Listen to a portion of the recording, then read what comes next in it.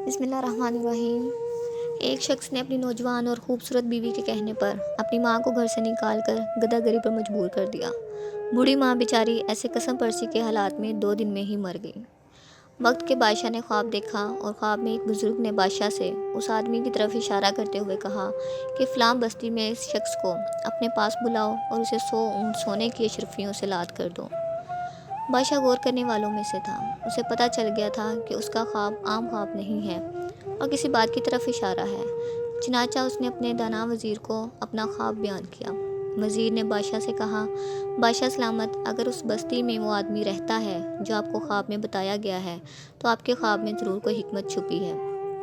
بادشاہ نے وزیر کی بات سن کر اپنے 7 سپاہیوں کا دستہ لیا اور بزرگ کی بتائی ہوئی بستی میں خود جا پہنچا اور بستی کے باہر درخت کے نیچے بیٹھے ایک بزرگ بارش سے اس شخص کے بارے میں دریافت کیا۔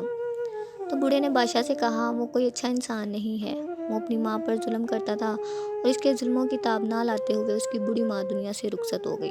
جائیں بستی میں پہلا مکان اسی کا ہے۔ بادشاہ جب اس شخص کے دروازے پر پہنچا تو وہ شخص بادشاہ کو دیکھ کر خوف زدہ ہو گیا۔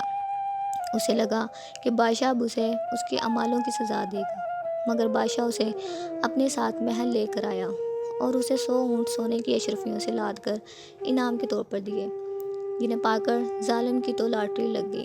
وہ بادشاہ کا شکر ادا کرتے ہوئے دولت کے نشے میں چور اپنی بستی واپس آ گیا اور عیش و عشرت کی زندگی گزارنی شروع کر دی۔ ادھر بادشاہ اور اس کے دانا وزیر نے اس شخص پر مکمل نظر رکھی ہوئی تھی اور وہ خواب کی حقیقت جاننا چاہتے تھے، مگر کئی سال گزر گئے، اس شخص کے حالات میں کوئی تبدیلی نہ آئی۔